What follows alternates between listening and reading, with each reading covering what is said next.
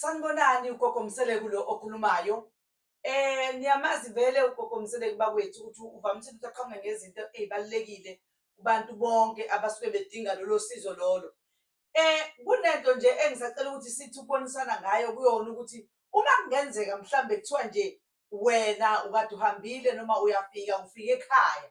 Uma ufika ekhaya uyafika nje ingane mhlambe kunento okade uyiphethe esikhwameni sakho. Uma ufika nalento uyiphethe uthi uzoyipha le ngane, uyafica ingane imanikiniki ingcola iphelile. Uyazi ukuthi nawe uqobo ukuze ufice ukudikibala ukuthi hhayi ngeke le ngane le ayihambe iyogeza kuqala phambi kokuba ngizokwazi ukuyipha into emnandi noma kuze ngiyiphe into engithanda ukuthi ngiyiphe yona isipho sayo bengiyiphathele sona. Engisholo ukuthi kunezinye izinto esizenza kodwa singazinaki. Kunezinye izinto ekumele sithi uma sizenza siqale siy'hlaziye kuqala. Njengako ukuthi nje mhlambe thina uma mhlambe sifuna umuthi wokuthi mhlambe sibe nenhlanhla noma sifuna abantu abadala bakwazi ukuthi ey'ntweni esizenzayo kodwa basisize basilekelele sithi masibamemeza basabele.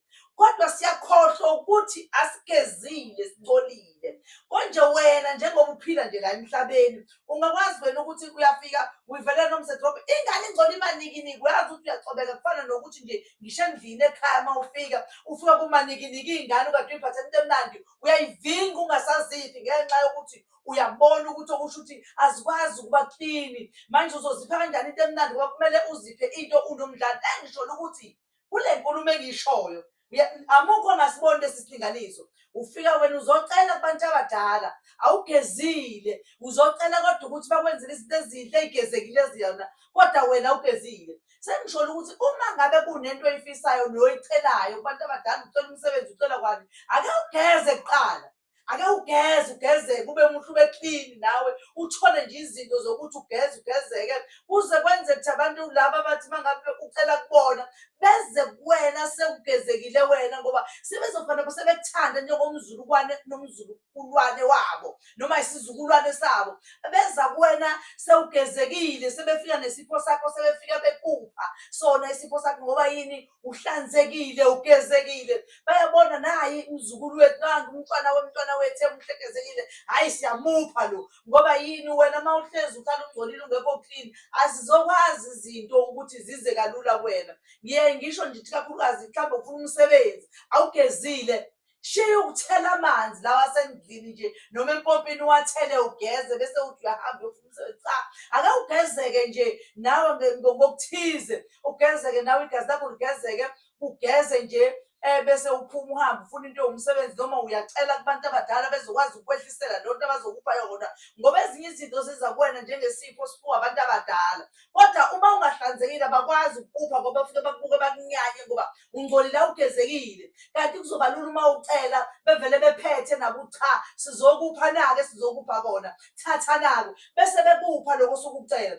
Engisholo ukuthi kunomuthi womsebenzi bakwethu, lo muthi womsebenzi usiza ngohlobo lwesimangaliso. Abantu abaningi esebeke bawuthola, hhayi impela ngifuna ukudlala ngawo, uyabasiza kakhulu ngendlela yesimangaliso. Kanti lo muthi lo uma ngabe lo muthi uthatha awukhokheli wonke, ukhokha uwafu wemali yawo ebese uthola umsebenzi bese uyabuza uzokhokha. Kodwa uzokwenza sure ukuthi uzokhokha ngoba kukhona lokho okuzokubona ukuthi kuzokuhlukumeza uma ngabe ungazukwazi ukubuya uzokhokha ngoba wayibona lo msebenzi ungaphela ngoba sikhuluma ngethongo la, sisuke sicela ethongweni nawe sikucelela ethongweni. Nangesikhathi siwakha sikhuluma ngawo lo muthi ukuthi sifuna wenzeni umuntu. Wena ngesikhathi ufika-ke usuzowuthatha lo muthi usungasafuna ukukhipha lutho, ileli thongo lethu eliyadila ukuthi siyakunika lokhu kodwa manje awusafunanga ukunika iy'nkomo zethu sesiyakubamba-ke sesiyakuphuca ngenxa yokuthi awusafuni ukugcina iqiniso. Kanti uthole nje ukuthi noma ngabe kuthiwa uyakhokha kakhulu noma ngabe ukhokha kangakanani kodwa wena hamba uyokhokha ugcwalise lapho ukuze ithongo selizokunyusela lona lapha ngenxa yokuthi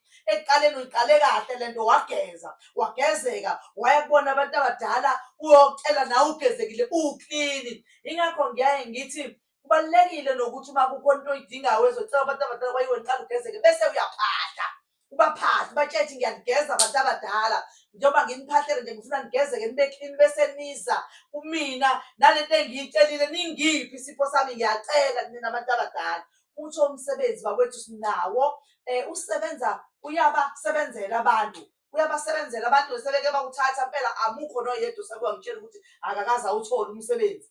kodwa ufuna kube neqiniso kuphela ngoba ukhokha u-half, ubuphinde uqedele imali ekhona. Uma kuwukuthi udinga ukuposelwa, ngiyakuposela kulowo half ozokhokha, uzokhokha le mali yomuthi, ebese u-add imali yokuposa, ngikuposele. Bese le enye imali usuyobuye uyilethe-ke le engizobe ngikutshelile yona.